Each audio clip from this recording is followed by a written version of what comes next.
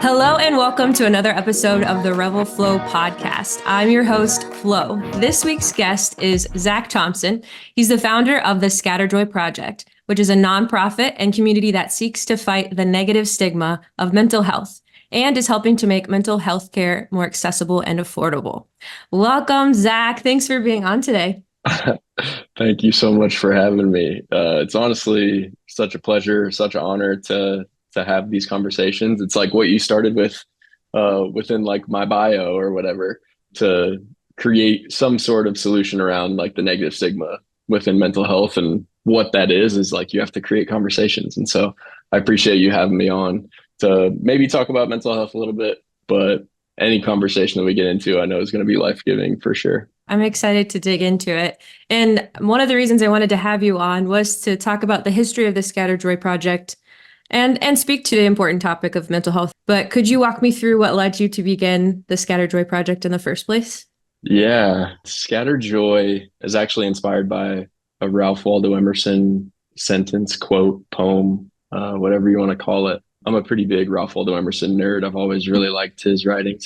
He's what I call my favorite dead poet, my favorite dead author. He's a hero to me. And it was like in the middle of the shutdown. Things were just getting closed down because of the pandemic and everything there. And so I was diving into a lot more reading, things that I've read in the past that I was like rereading to be reminded of during like a kind of a tough time. And my wife and I, we had just had our first kid. We had our daughter in November of 2019. So we were kind of like already quarantined a little bit. Like we were Yeah. like at home alone with the kiddo, and then everything shut down. And I remember reading this quote from Emerson that says, "There's no beautifier or a form or complexion like the wish to scatter joy and not pain around us."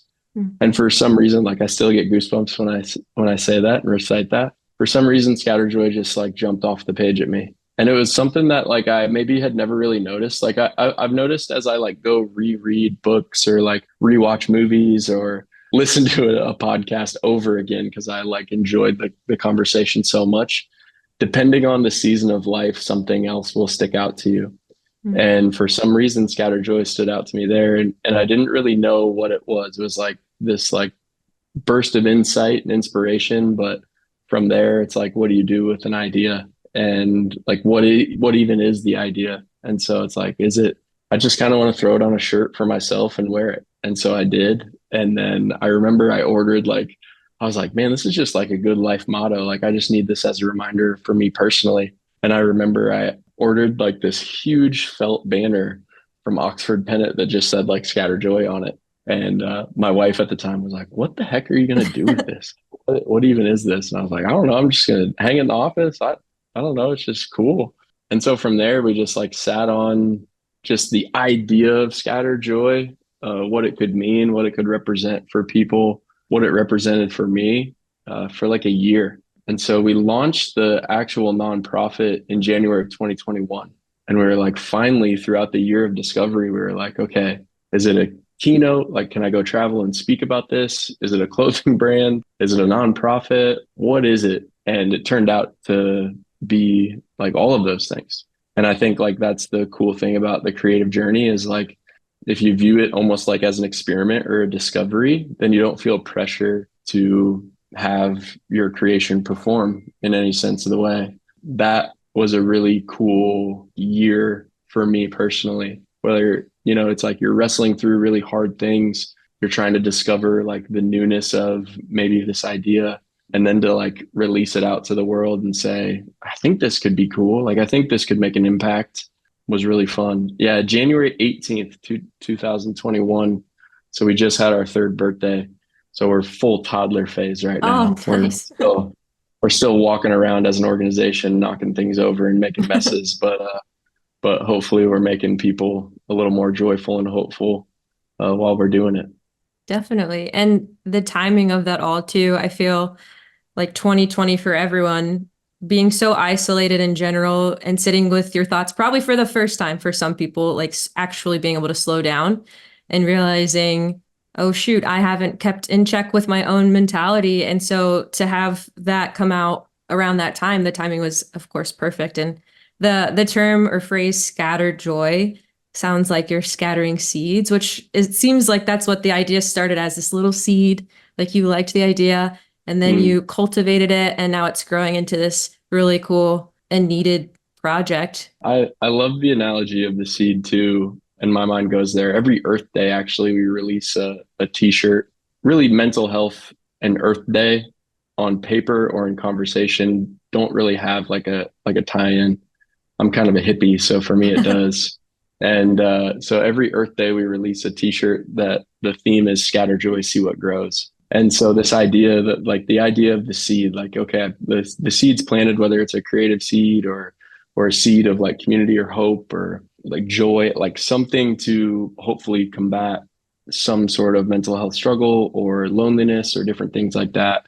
And I think the thing about like the growth of any plant is like you have a little control over the growth of it, but honestly, it just takes on a life of its own. You never know what the finished, fully mature tree is going to look like.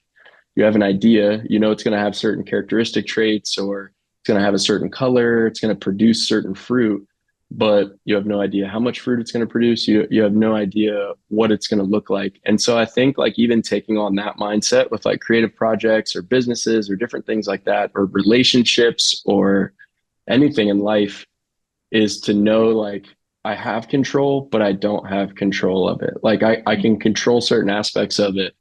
I can pour my energy and love into it to a certain extent, but then from there it kind of has a mind of its own, and you have to be okay with letting go a little bit while still kind of like holding on for the ride. And I think that's something that I'm still learning, right? And Scattered Joy now looks a lot different than Scattered Joy did then, and what I thought it was going to look like.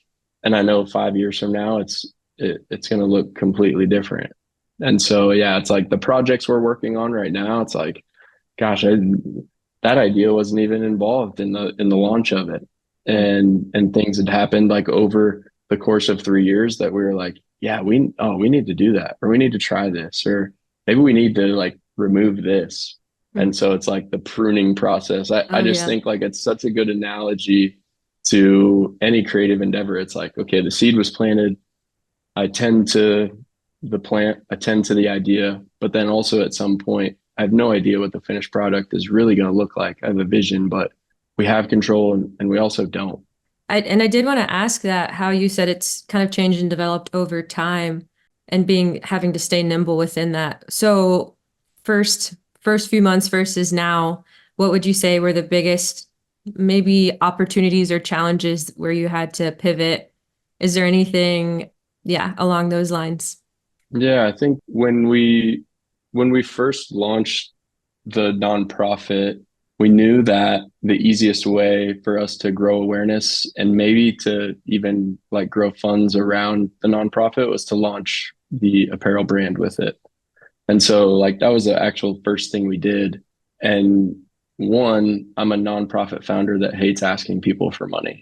And so I would much rather build like a nonprofit like business strategy based on or has like some component of like fundraising and grants and partners and all these different things, but also like I want to give you something for your like generosity too. And so that's where we came up with the clothing brand where 100% of the profits pour back into the nonprofit. And that was really like our clothing has been the biggest funder of the nonprofit so far, which is kind of wild. We've sold items in I think now like 42 states and six different Wow. countries. It's been really cool to see like how it's grown like that. Yeah, one of the things that we've talked about is like, okay, we know that that's like a part of the funding strategy, but it's also part of like the advocacy strategy. But how do we continue to like grow in other areas? Because the apparel side of things is only like so much of what we do. And so like the funding aspects created the opportunity for the resources. The apparel is like the easiest thing to market for us. It's a lot easier to market apparel than to market a crisis text line.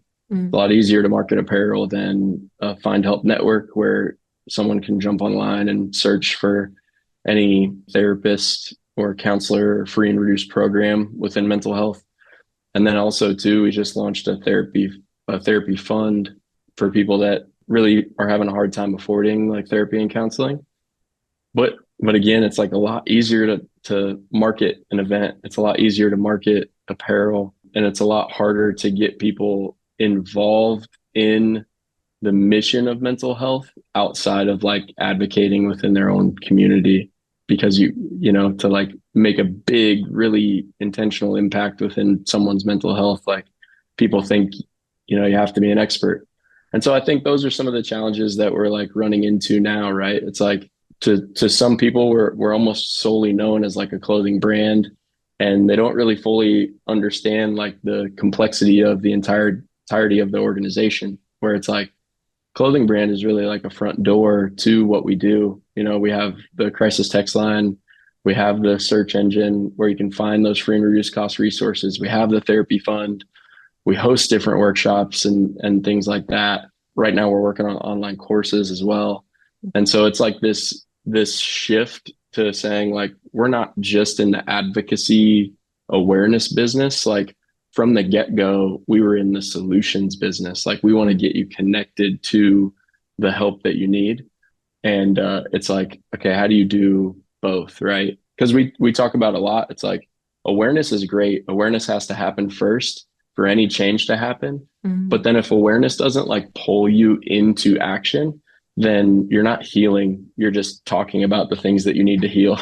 Right. And so it's like we have to do a better job, I think, and me, as to like pull people along the journey of saying like, no, like these resources do exist. Like you may have come to an event, you may have purchased a piece of apparel, you may have seen a piece of apparel that someone else was wearing, but how can we actually get people the help that they need, that they deserve, that they're craving, and meet them where they are? So those are just some of the things holistically, like behind the scenes, that we're focused on.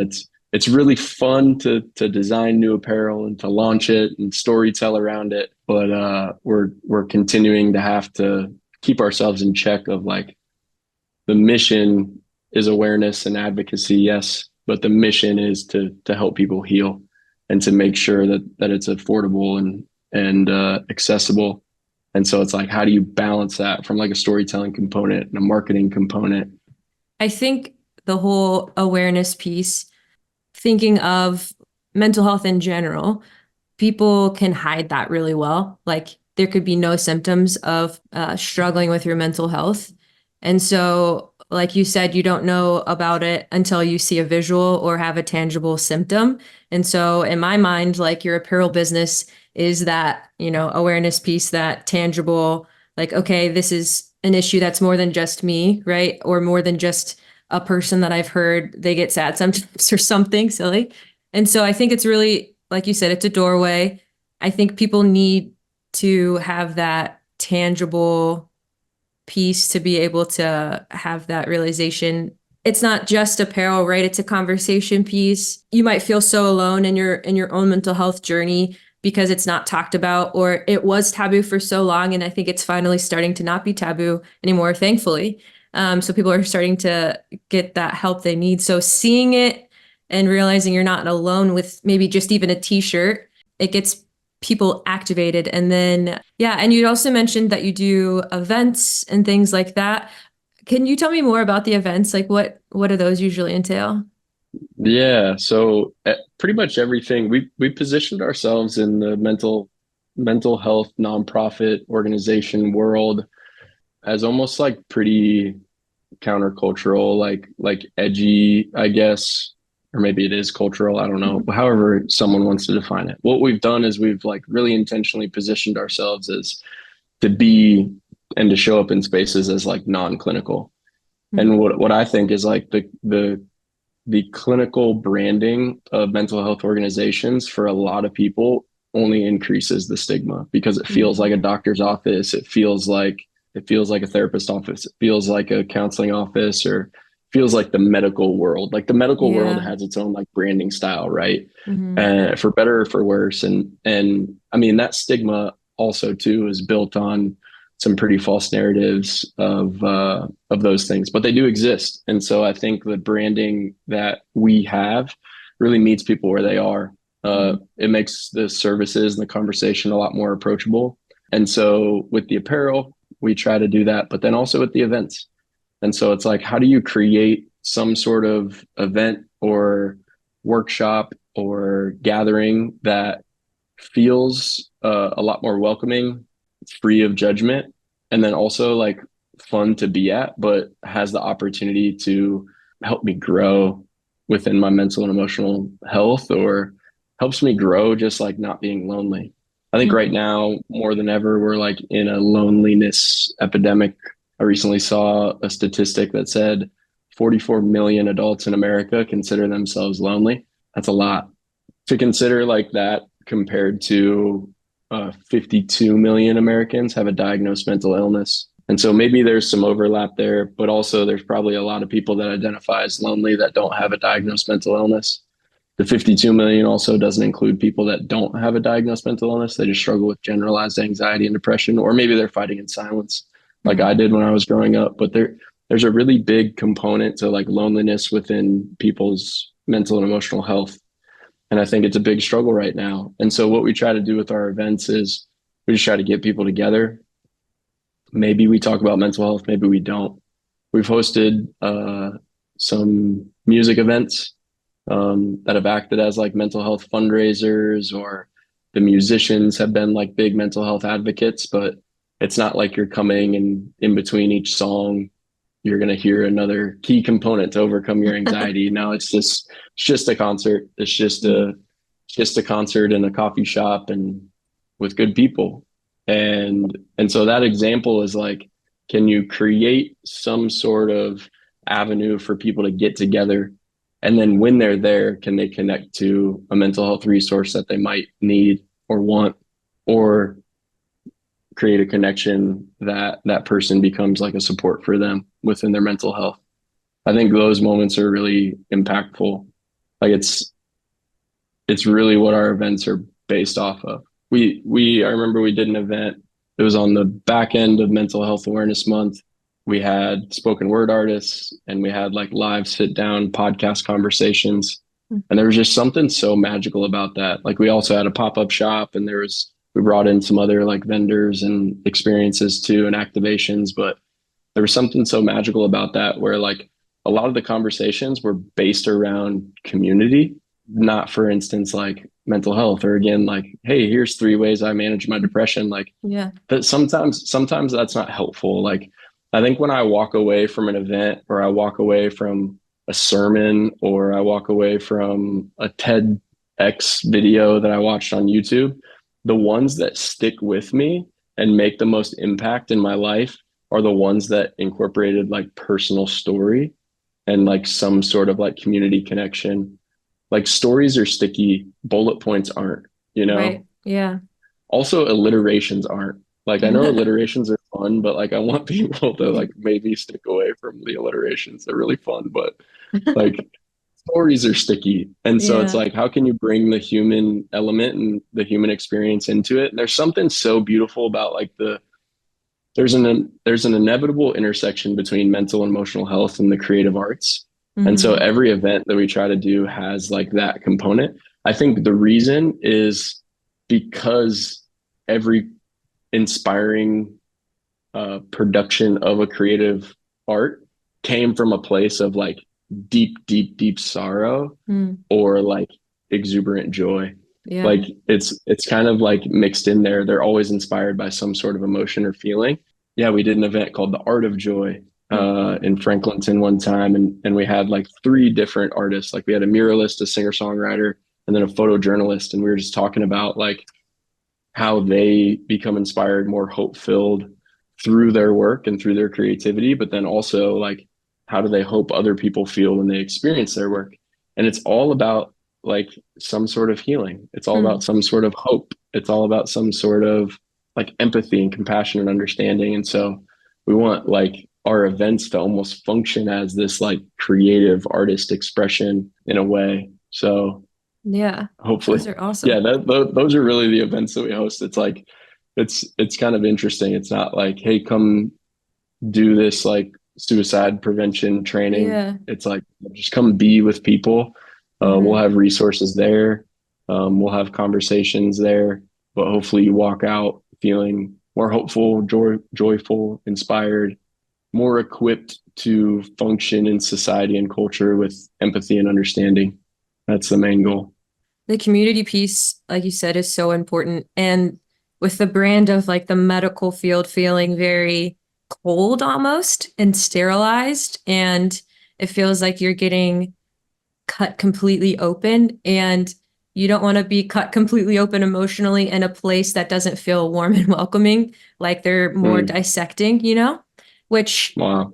and stories. You'd mentioned just hearing how stories are sticky. I think because they take away the barrier of accusation of being like, this is what's wrong with you. And those bullet point Mm, messages, it's more like, if I don't check off every bullet point, I'm failing. And then that's just more shame being added on to what could be, in my perspective, wrong with mm, me. So I think it's so important, like you said, to have a welcoming in place where you're not going to be spotlighted. All of your things that you feel any kind of shame or any kind of isolation around, it's already kind of checked at the door because you're walking into an environment where you're not alone in those feelings, even if your story is completely different. I think it's cool yeah. that you put those events on, and even just whether or not it's through an event or not, just like your podcast, like people can tune in and hear stories of people who have probably gone through it and then come out on the other side. I think Yeah. without vision, like you don't know what's possible. So I think that's part of why stories are so important, because you don't know what's possible until you kind of see it. And so if you can point to someone and say, okay, they did it and it didn't look perfect, it wasn't like they followed steps 1, 2, and 3, they had Yeah. a process and navigated it and they're still here. So I could navigate it, and it doesn't have to follow those bullet points. It can be 2 steps forward, 4 steps back, you know? Yeah. One of my friends and mentors, he always says like, we aren't the hero, we're Mm, guides. Like yeah. we're not the experts, we're guides. And so I think like that kind of relationship with like a teacher, or that kind of relationship with an organization or a mentor or a role model or someone that you're looking towards to get help and like Mhm. navigate mental and emotional health with. I think at some point, like, yeah, it's beneficial to get like expert advice, but like, I don't know, there's something so powerful about a guide that just like gives you advice when you need it, sits with you when you need it, shows you the way when you need it, walks with you when you need it. And I think it's a totally different mindset. It's the difference between bullet points and stories, right? Like Yeah. an expert's really, really quick to just say, like, hey, I know what you got to do. This. And I've Hmm. been there before. Like I've wanted to jump into that. Like if someone Yeah. asks me for help, I'm a natural fixer. And so like my wife will tell you this, like when she comes to me with an issue or a problem, I'm just like, all right, this is what you need to do. Like this. I think this would be great. Hmm. And at that moment, she doesn't need an expert. She needs a guide. Mm. And I think like that's what might be really powerful about Scatter Joy too for a lot of people. I hope it is that we're more guides. We're positioned Hmm. more as guides than experts. We can put the expert hat on when needed, but we want to walk with people because we understand the barriers and the hurdles that is incorporated with the path that they're on. And so I think it's just a great mindset for all of us to have. Really, it's Hmm. really important words to just say like, I'll just be here with you, help when I can, help when it's Hmm. needed, rather than trying to fix everything. So Yeah. Sometimes all that's really needed is to get it out of your mind and like hear your own self saying something, rather yeah, than operating on it. But I think you have a very well-rounded the Scattered Joy project. You are guides, but you also have access to many experts too. So you also partner with a lot of different organizations too. What are some main ones that you can point people towards? oh man, yeah. I I'm really grateful for like partnerships that we have.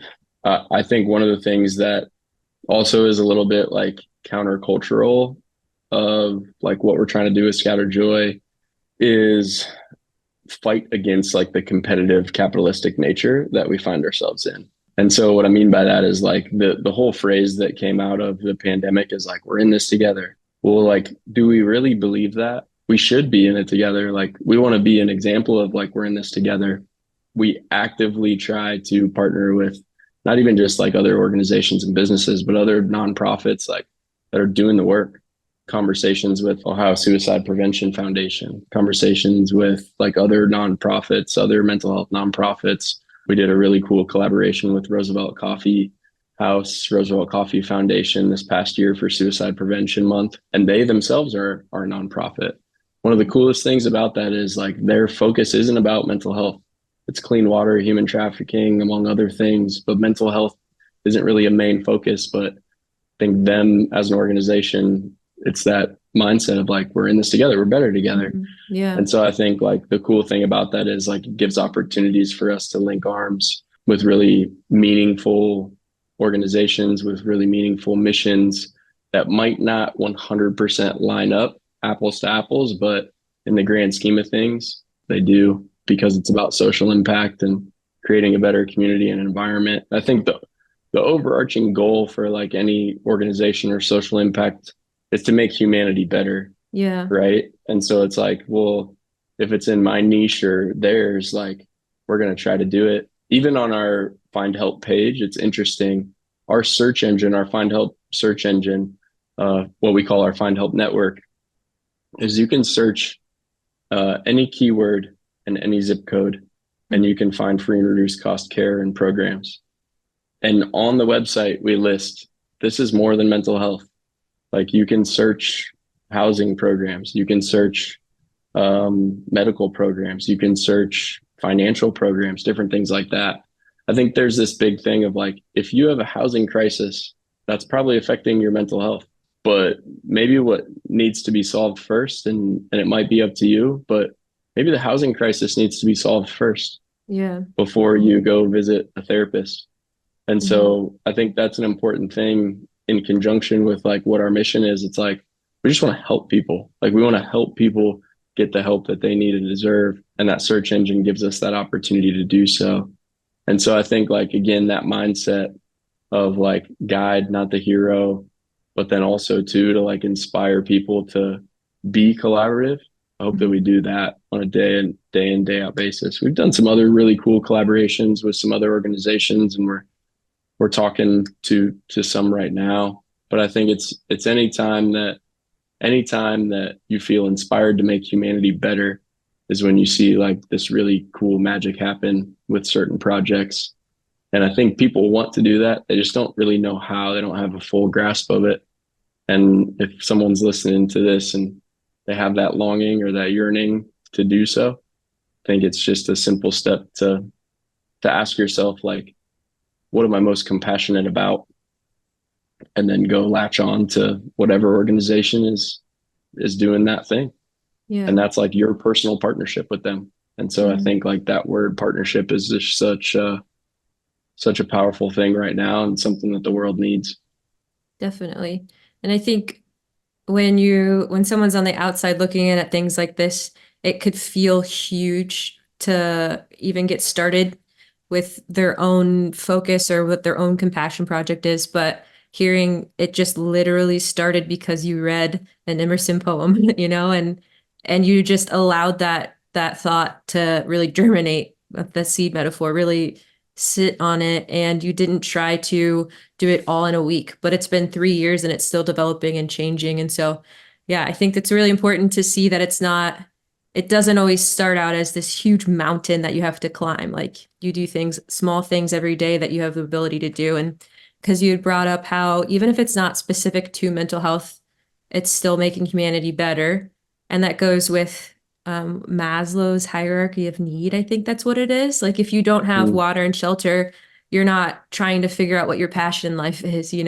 So finding yep. even help with those basic needs, I think that's really cool that you're even making that available to people. And do you have any stories or even testimonies of people who have been able to have positive change through your nonprofit? Gosh, talking about apparel and how the apparel has made an impact. I think this is the thing about like doing something for humanity that might feel small, might feel like not really innovative, but it ends up making a big impact and a big change. There's countless stories of people like wearing Scatter Joy apparel, like within whatever community they find themselves in. This one in particular, she was just at a coffee shop here in Columbus, and someone asked about it. Like, there's something about Scatter Joy on a t-shirt. Again, like on the t-shirt, we're not like, on some of them we mention mental health, but like on most of them, it's just like Scatter Joy and maybe some other tagline, maybe some other artwork. But there's something about Scatter Joy that just jumps out at you. Like it did it me when I was reading the first time.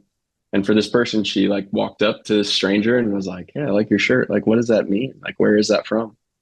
And so she got to open up and start telling her story about her like mental health journey, shared a little bit about like the organization, what we do. And it turns out the person that asked her about the shirt had just lost her husband by suicide about 6 months prior. Wow. And so like think about like the grief that you're still like walking through at that moment.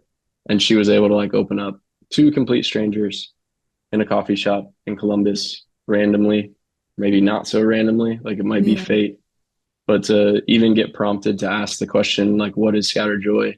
That led to like a really bonding experience and connection, and maybe something that she needed to like spill out and talk about. But was also received on the other end by someone that made a conscious decision to purchase and support Scatter Joy, to become an instant advocate for mental health in that way, but then also to point the person who asked that is experiencing this grief, is walking down that story with her kids as well, to get involved in the Scatter Joy project. And so now that person who asked has utilized the resources, has connected with people, but then also now is like creating personal fundraisers and like coming to the different events and trying to like create impact via her story. And I think like that, the confidence to share your story only comes from like someone else sharing theirs.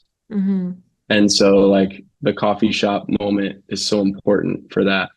And like our tagline is, there's strength in your story. And so it's just always like hopefully an alignment there that we can inspire people to share theirs and to know that like on the back end of that, they're going to inspire a lot more people to do the same. And with that, like you said, like you mentioned it earlier, with that like becomes a little bit of healing. You share it enough and you process it enough. There's always healing there, but maybe the grief never escaped her. I still experience some grief in my life from things that I've been through and stuff, but I think there was a tremendous healing moment within that. And it was just really cool for her to be able to connect with us and share her story on some things and do fundraisers and rally her community around it. And actually her nephew or cousin heard about the Scatter Joy project through that experience. And he's a photographer out west, and he started his own fundraiser for it, like selling his like prints and stuff. And it's just been a really cool journey. And there's like countless other stories and maybe a lot that we haven't heard. Yeah, it's just it's been really fun to experience and hear like that feedback from people. Yeah, it's cool because she got to feel seen in that moment and felt the compassion from a stranger. And I keep coming back to the metaphor of Scatter Joy being a seed, because like you said, you kind of have to hold the project open-handedly because you can't always control how it's going to grow. But just like, this is probably going to be so cheesy, but it's so true. Just like how breath and wind, like wind carries the seed, and the word of mouth and like the breath carries the Scatter Joy seed all across the country in 6 other different countries. I just think, and then those little seeds get planted all over. And there's this concept, this kind of really helped take a lot of pressure off of, for myself, of sharing, whether it was like sharing God to people or sharing really anything, is we kind of leak what we carry inside of us. And so I was on this mission trip and I was feeling really stressed out about like talking to a stranger or anything. And one of my friends said, everywhere we walk, we're literally scattering seeds. Like everything about you, everything about me leaks out of us, and you don't have to force it. It really is a natural thing. And people can feel when it's forced. And so just that freedom of thinking like, oh, I've got a seed bag in my pocket and I'm just throwing seed everywhere I walk. And so that's essentially what's going on. And it's organic and powerful. And we all know organic is the best anyways, right? So it's the healthiest. It's got the most richness and vitamins and all of that good stuff. But yeah, I think it's really beautiful what you're doing. And obviously it's making such positive impact. And I'm sure you've heard stories of people whose lives have been saved by this. Like I'm sure there were people on the brink of making a choice that they couldn't change. And because they happened upon either someone wearing a shirt or they came to an event, it completely changed the trajectory of their life. So yeah, it's huge what you're doing. And I mean, as I've also grown up, I've generalized anxiety, I have ADHD, and so like navigating it through adolescence, and now there's more, less stigma, I would say, generally about those type of things. But gosh, if I had what you're offering now 10 years ago, like I'm just very excited for the generation that gets to come up now and has access to stuff like this, which Yeah. reminds me that like I know youth has been in your life, like you've been a coach, you've been a leader in youth. Did that play any kind of role into how you've built this business or this project? Yeah, I think there's a quote by one of my mentors from afar. I've never met him, never talked to him, read his I have some books of those. and all those things. His name's Brad Montague, and he says, "Be the leader that you needed when you were that age." And so I think back on like where my mental health journey started. I was diagnosed with anxiety disorder when I was in seventh grade. Had experienced some trauma. Had lost my uncle, who was like a father figure to me when I was in seventh grade, and that really like was the spark. That was like the match of my mental health struggles. And then from there, just became really fearful and doubtful, and got stuck in it, and never really had the courage at that age to voice it and talk about it. I know like just my immediate family really knew, and it's like and the identity that I had, I was a athletic kid growing up, and I was the running back on the football team, and it's like all these different things. I'm not supposed to be sitting there crying in bathrooms in the high school, like secretly, Right. and so it's like, yeah, I was battling this thing and really in silence and in shadows. And so for me growing up, I always knew that I like wanted to help people. And I think that quote rings true of like, be the person you needed when you were that age, like be the leader you needed, help the people that you needed. Like, it's like help the people that needed the help that need the help that you needed. And so that's kind of where those endeavors came from. My first thought was that I was going to be a baseball coach coming out of college, and I was in school for education, and I was going to be a teacher as well, and transferred and changed majors to exercise science, and from there came down to a school here in Columbus called the Wellington School, and was on their athletic department staff, and was coaching some servant leadership classes and doing strength and conditioning for all the athletes there, and carrying that motto. It's like, well, I'm just going to be the person that I needed and support them in ways that maybe I didn't feel comfortable getting support. And so again, like leading with stories, leading with just authenticity, and having it hopefully land organically, like you said. And so right now, I think that's the same with Scatter Joy. It's like I really struggled with mental health and didn't really get help until I was like post grad school. So I'm walking around as like a 24-year-old, 25-year-old, 26-year-old, getting engaged, 27, still wrestling with it, navigating it with my wife in our early relationship, while she's struggling with anxiety as well. And so I think now it holds the same weight. Be the leader that you needed when you were that age.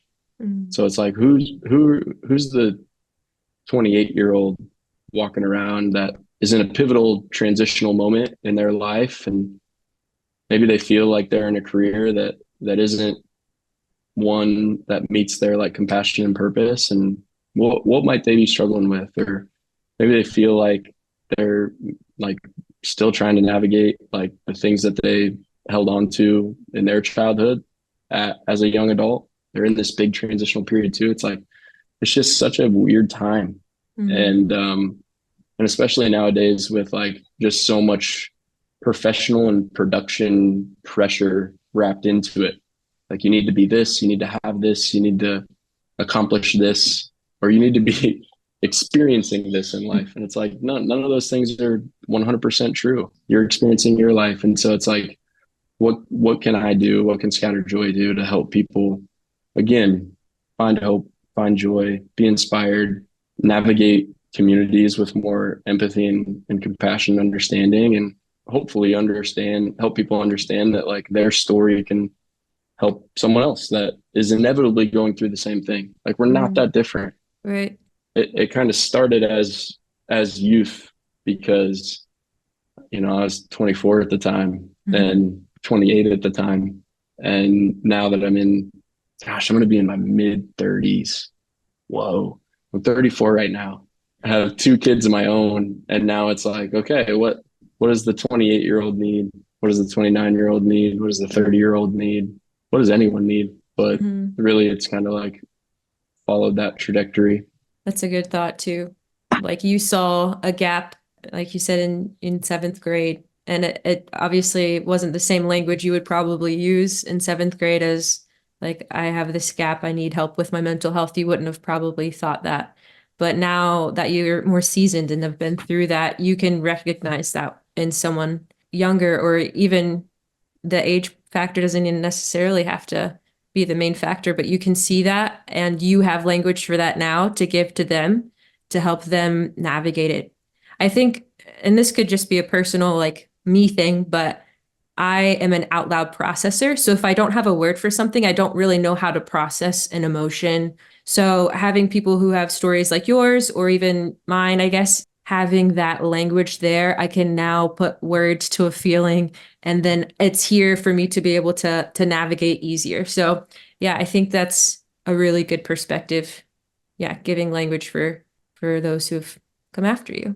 How can people get connected? People can get connected with Scatter Joy, find out about these events, or find even work with the project. Yes, pretty much anywhere you can find us by searching the Scatterjoy Project, and that's our Instagram handle, Facebook podcast, Scatterjoy Podcast. We're launching season 2 here pretty soon, hopefully, and then the website is the scatterjoyproject.com. Our website's really kind of like built intentionally. I think our social medias hopefully mirror that a little bit too. But I think within the organization, there's two pathways. There's one where you find it and you want to get involved, and you're a big supporter of other people. You're an advocate. You want to become more involved in the mission and the movement. And so there's a pathway for you. But there's also a pathway for you if you need help. Like if you're looking for help, if you're looking for a therapist or a counselor. And you know what? I think sometimes more than not, we're a mixed bag. Yeah. I want to advocate for other people, but I also really kind of need to process what I'm going through personally with a professional or a therapist. And so I would encourage people to take both pathways within the organization and see where it leads you. I think that's one thing that we're trying to really help people understand is like therapy and counseling. This is what I didn't understand when I was a seventh grader or a high schooler or even like a collegiate athlete, is that therapist and a counselor essentially is a coach for mental and emotional health. It's a new mindset to kind of take on and view it in that way. I grew up as an athlete, and I would have never joined a team and said, "Why do we have a coach? Why do we have a baseball coach? Like, I just want to play." It was like, no, we have a coach because so he can manage and help us organize and grow in skill sets to become a better baseball player. And I think therapy and counseling is the same. Like, how do I make sense of what is going on in my head and in my heart and in my gut, my soul? Like, how do I make sense of that? And then what skills can I attain to get better at those things? And then also maybe like live a more meaningful life that might be free of the weight that you might be carrying. And I think everyone's carrying a little bit of weight. You know, it's not like some are just walking around with like a zero scale. I think all of us have 1 pound, 5 pound, 10 pound elephant on our back that we're trying to shake and get rid of or befriend and turn towards and figure out what's going on with it. And so I would encourage everyone to look into getting some sort of help. I know I need it. And that's my word of encouragement. Maybe final send off there. That's perfect. Well, thanks for being on and for sharing everything, your stories, all of that you shared. And hopefully this will be life-giving to a lot of people, which I think it will be. I hope so. Thanks for having me. Of It course. was a blast.